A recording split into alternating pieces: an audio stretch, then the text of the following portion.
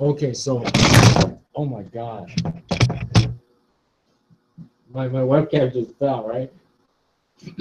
So much for this deluxe production, right?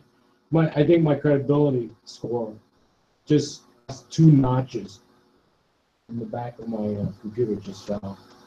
Unlike, a state propagandic Canadian production in like period costumes and stuff, that's perfect.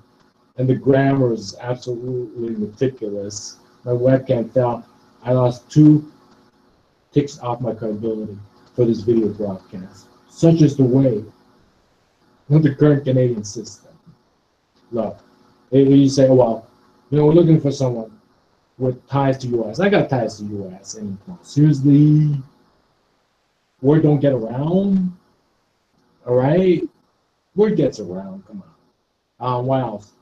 I got ties to education. Like and on top of that, just like your kid, I got my education. You don't ask. You don't really don't ask. How dare you assume it's drug money funneling this? How dare you assume my royal parents are part of the Golden Triangle, Malaysia, heroin and cocaine into Canada, fueling this operation in Toronto? How dare you assume? Right? So I don't have to put up with shit in this town, all right? All right, Fort Knox, gold. I am the gold in Fort Knox. All right. That's my introduction. You want to know who I am? You have to pass the bar. All right?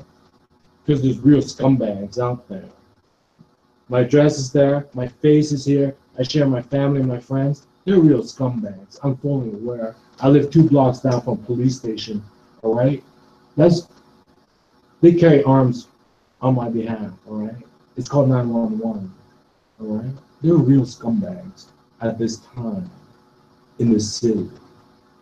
And on top of that, they're given a license to operate, called the key to the city. All right? I'm not kidding you. All right? I got nothing to fear. And there is not even a part of me that's sad. I was talking to my parents yesterday on my birthday for lunch. I was thinking, look, there's not a part of me that is sad. It can get fatter, like having a woman. That part can get fatter, but with that one, I'm not sad, right? Or having an American job, that part of my professional career can get fatter, but I'm not really sad. And maybe I can go on to get my PhD. That part of my education can get fatter, but what I got right now, I'm not really sad. You get it? I'm not really sad. Things can only get fatter. All right? Because there's scumbags in this town. And people walking around, you've been here lately, like freaking zombies, okay? If they move off their fine blue line, they're scared they'll be bushwhacked. Like some kid, Kansas City, deal dope, all right? Everything is out of whack in this town. And okay, so I was thinking, right? So Venezuela, I think the election's back on, and they're gonna democratic elections back on in Venezuela, and then the government of the U.S. is going to investigate Venezuela taking GM's auto plant. All right, so the kinks are starting to get ironed out. Right, the elections are back on. They will not change their constitution, right? They will allow for elections. Also, U.S. will investigate. You need how to prove all that stuff, right? Get compensation for GM's plant, nationalized plant. Why bring up Venezuela? Because while all this was going on, Venezuela was like just a big wrinkled piece of paper, They called out Canada. Said Chrystia Freeland, main NAFTA negotiator, her daddy was pro-Nazi.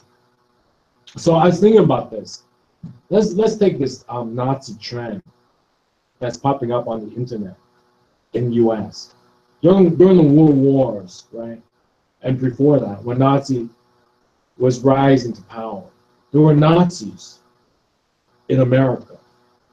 I was thinking, there were Nazis in America. A Nazi is not like an environmentalist. A Nazi is more like a party, like Republican, Democrat, Green Party, Communist Party. So a Nazi in America is like a party on the ticket. It's not environmentalist. It's not feminist. It's not a school advocate.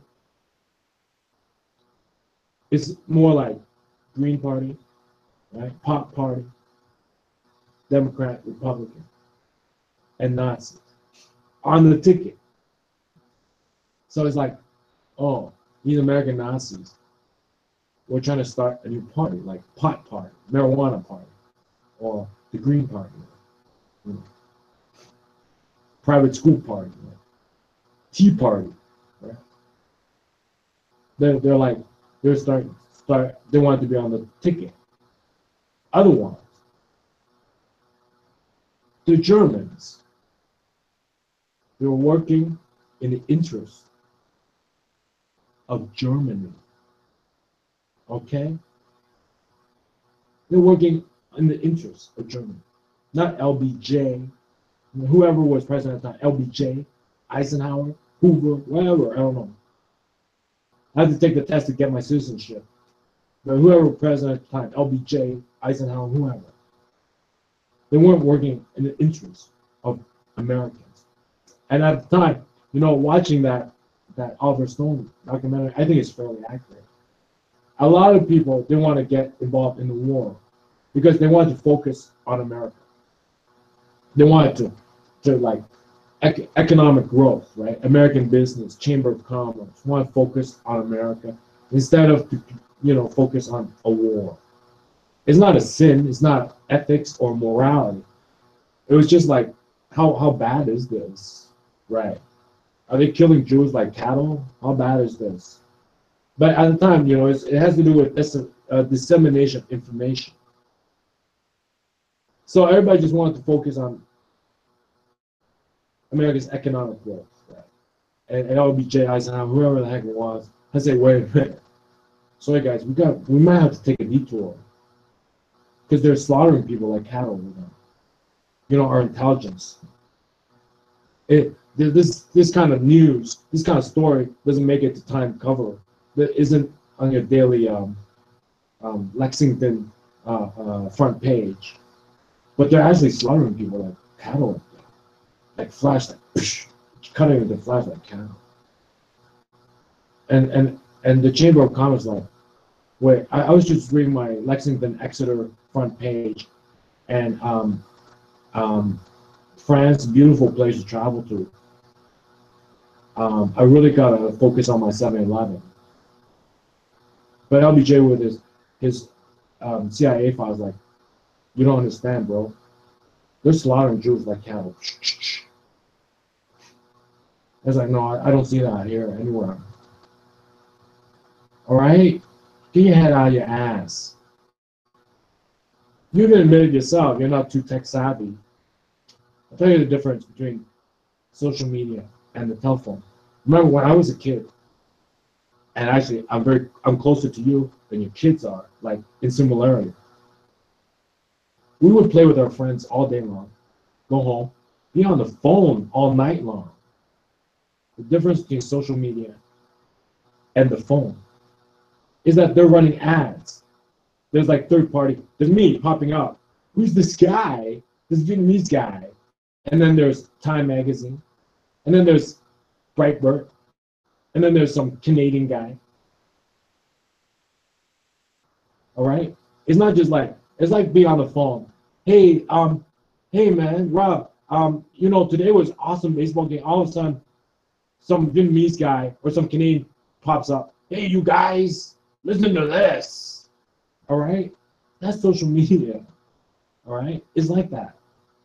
Remember, hang out with friends all day long, go home, you talk to them on the phone all day long. Except now with social media, it's like if it was the phone system, it'd be like, hey, you guys, listen to my stuff on NAFTA. Who's this Vietnamese guy? Hey, you guys, up in Canada, we got a lot of good Nazis. Who's this Canadian guy? All right, there's a difference between the phone and social media. All right. Now you open your Lexington Exeter front page. All right, everything beautiful, gorgeous.